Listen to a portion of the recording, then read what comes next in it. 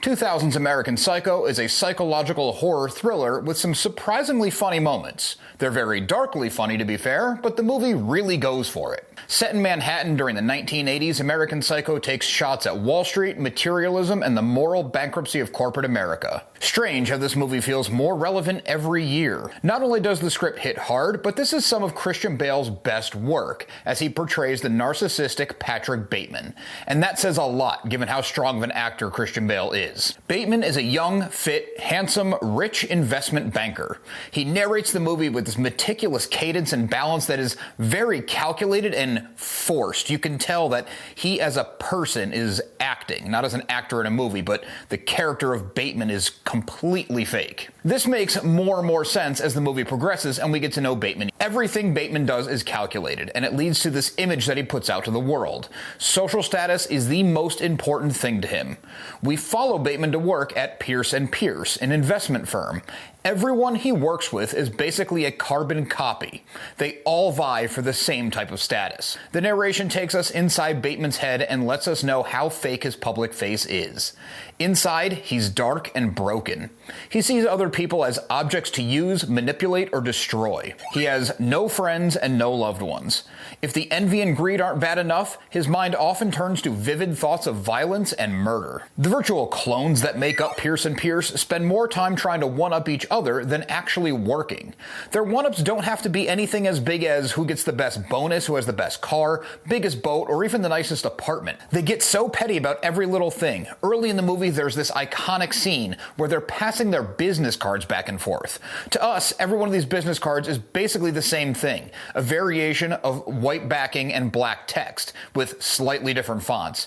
This drives Bateman insane. His deep-seated insecurities nearly boil to the surface.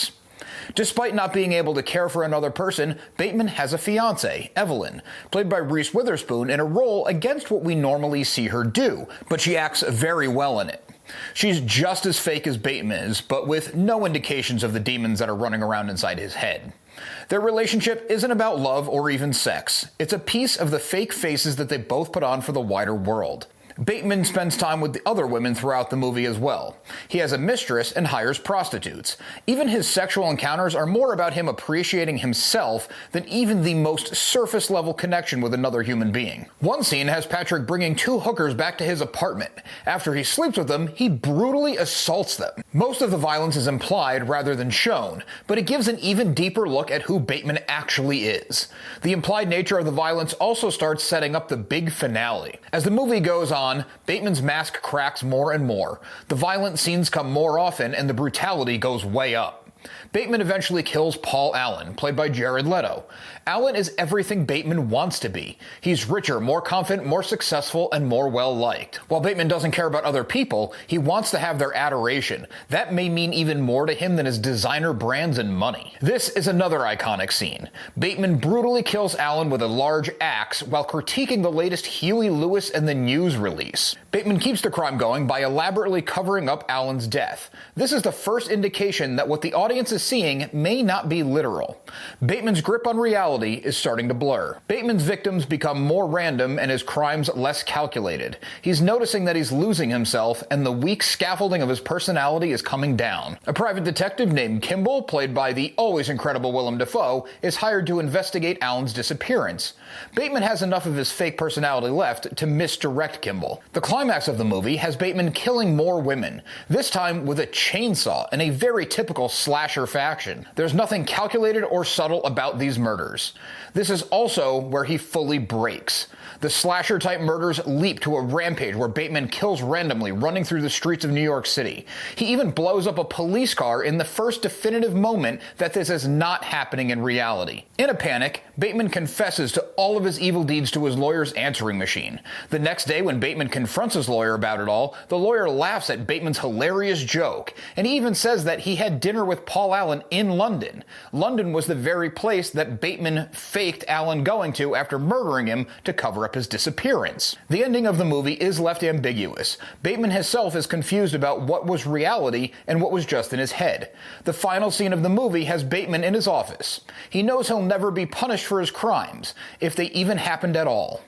The empty existence Bateman constructed so carefully in the beginning of the movie, fancying himself something special, now feels like a prison for him. My first time or two watching this fantastic movie, I had a foot in each camp of Bateman being guilty and not guilty. I thought some of the more tame, I know it's a relative term for murder, but some of his more tame crimes were true, but because of the public image, no one believed him. On subsequent rewatches, I realized that it was all in his head. He is the titular American psycho, with no empathy or deep emotions, but his hollow, empty life has him fantasizing about doing something extreme, just to feel something real. The cop car scene and Paul Allen not actually being dead are the giveaways I needed to solidify my stance. Upon its release in 2000, the critical reception was mixed. The majority of critics and audiences agreed that Bale's performance was tremendous, possibly even career-defining. The graphic violence and misogyny were too over the top for some who found it excessive. That feels like a strange critique to me, since that is the entire point. For those who understood what the movie was, they praised the satire and intensity. American Psycho was made with a budget of just $7 million. The low budget helped it be a commercial success right out the gate.